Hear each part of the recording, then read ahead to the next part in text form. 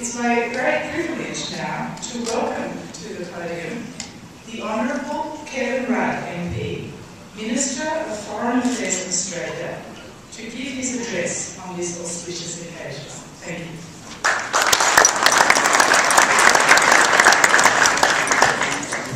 Thank you so much for also taking the time to celebrate our National Day.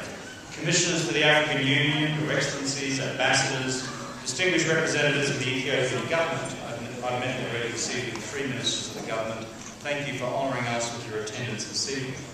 Also distinguished representatives of the African Union and other international organisations, representatives of the Defence Attaché Corps. I see all those in uniform here this evening. Thank you for your attendance. We have here our new military attaché, the Australian mission in Addis Ababa. He's the chap over there wearing a very interesting red uniform. And various alumni of Australian institutions, my fellow Australians. Well, it's wonderful to be here in Addis. This is my first time here. It's also wonderful to be here on Australia Day. We, as those of you who are students of international relations might know, share Australia Day, the 26th of January, is our national day with India. So India was the proclamation of independence, and a great and extraordinary day it was for those of you who have studied the history of modern India. As the UN Secretary General has reminded us, the Millennium Development Goals are an expression of basic human rights, the rights of everyone to good health, education and shelter. Any commitment, therefore, to the MDGs must, therefore, include a commitment to both Africa, to the poor, and to the poor of this continent. This follows as a matter of logic.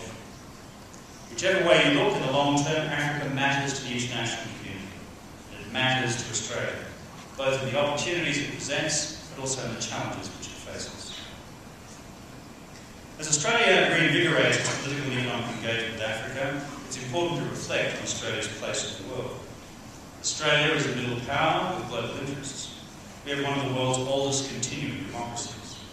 We have the third largest maritime zone in the world, and more than a third of it lies in the Indian Ocean, which laps the shores of East Africa. Our economy at 1.3 trillion is the 30th largest in the world. It's the 4th largest in Asia, after China, Japan and India. Australia is a founding member of the United Nations, a founding member of the G20, and a founding member of the East Asian Summit. We are active members of or partners with most of the major councils of the world, including here, as we are as observers to the African Union.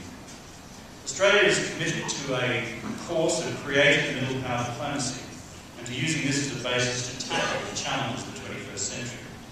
Ladies and gentlemen, I believe this century will be an exciting century for us all. The rising India, the great investment powerhouse that we see emerging in the Gulf, but also here in the rising story of Africa. This is an exciting story for all, and for all people of this continent. We in Australia wish to be partners with you in this future, both in enjoying the opportunities which it presents, but in facing the challenges which continue to exist. And that is why it gives me great pleasure today, this Australia Day, to open officially this new Australian embassy, also in Addis Ababa, home of the Union that unifies all Africa. I thank you.